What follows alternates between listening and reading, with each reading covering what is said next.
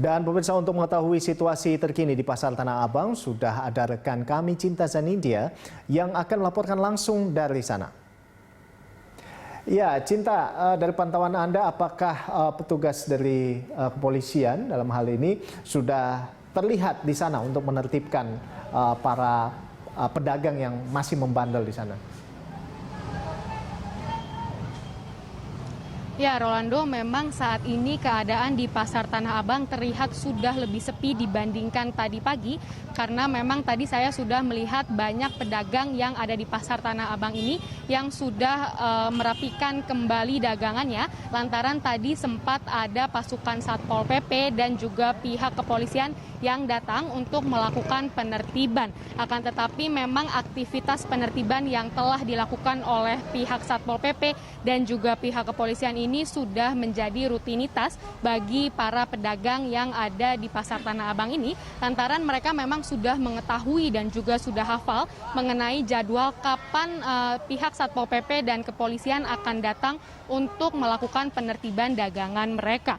Jadi setelah pasukan Satpol PP ini sudah selesai melakukan penertiban di Pasar Tanah Abang, banyak pedagang dari Pasar Tanah Abang ini yang kembali menggelar dagangannya dan berjualan seperti biasa. Dan setelah bertanya kepada pihak pemerintah kota Jakarta Pusat mengenai apa yang akan dilakukan oleh pemerintah mengenai keadaan Tanah Abang yang seperti ini, pihak Pemkot telah mengatakan bahwa sekarang ini masih belum akan para pedagang ini masih belum akan diberikan sanksi secara hukum, melainkan mereka masih akan diberikan pendekatan persuasif dengan cara memberitahu mereka untuk tidak berdagangan pada saat adanya PSBB di DKI Jakarta ini.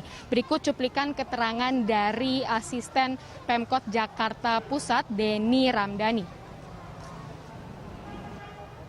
Kalau kita mengacu kepada Pergub 41 yang dikeluarkan oleh Pak Gubernur, itu ada tahapan-tahapan, Pak. Ya, ada dari mulai teguran, kemudian pemberian sanksi denda, dan juga kalau dia usaha bisa juga sampai rekomendasi pencabutan izin usahanya. Nah, sejauh ini kita masih sekali lagi persuasif, kita lakukan pendekatan untuk mengingatkan masyarakat, gitu loh. Ya, intinya kita menekan angka COVID di wilayah Provinsi DKI, khususnya di wilayah Kota Jakarta Pusat, karena memang momentumnya adalah mendekati hari raya. Jadi memang masyarakat ini seolah-olah karena mengejar kebutuhan. Tapi hari ini pun kalau ada yang melanggar langsung kita tindak. Ada beberapa, termasuk lapaknya pun yang sudah kita angkut. Ya, di sekitar proyek Tanah Abang ini yang kebanyakan. Karena kan kalau untuk toko-toko resminya PD Pasar Jayanya kan tutup. Cuma karena ini nuansanya mendekati hari raya, mereka melipir nih. Ya, di trotoar, di pinggir-pinggir jalan dan sebagainya. Nah, inilah yang akhirnya kita bekerja keras, dibantu teman-teman dari Polres dan juga dari Kodim seperti itu. Ya, makanya antisipasinya ini dalam rangka penekanan COVID, Pak. Kalaupun tidak ada PSBB, mungkin kita tidak tekan seperti ini. Ya, karena pergubnya jelas, aturannya jelas, dan yuk kita saling menjaga. Jangan sampai kita ini malah menularkan masyarakat yang lain. Jadi sekali lagi intinya kita tekan supaya COVID ini cepat selesai, supaya kita bisa kembali normal. Iya, jadi memang menurut pihak pemerintah kota Jakarta Pusat, memang sekarang ini para pedagang yang ada di pusat perbelanjaan Tanah Abang ini tidak akan diberikan sanksi hukum walaupun memang mereka sudah melanggar peraturan PSBB, melainkan mereka akan ditegur dan juga diberitahu untuk tidak melakukan perdagangan pada saat adanya PSBB di DKI Jakarta ini. Padahal seperti yang sudah diketahui sebelumnya, Gubernur DKI Jakarta Anies Baswedan memang sudah mengeluarkan Pergub nomor 41 tahun 2020 yang memang telah menertibkan aktivitas perdagangan di DKI Jakarta selama adanya PSBB, karena memang ini sebagai salah satu upaya untuk memitigasi penularan COVID-19 yang ada di DKI Jakarta. Rolando. Ya, Cinta, kami dapatkan informasi juga bahwa di tengah aktivitas perdagangan di sana juga masih banyak yang tidak menerapkan physical distancing. Nah, ini bagaimana dari pantauan Anda? Iya, Rolando, keadaan di Tanah Abang sebelum adanya pihak Satpol PP dan juga pihak kepolisian yang datang untuk melakukan penertiban ini memang terlihat sangatlah ramai dan juga memang diramaikan oleh pedagang dan juga pembeli yang memang tadi saya lihat hampir semuanya sudah memakai masker walaupun tidak ada di antara mereka yang melakukan physical distancing.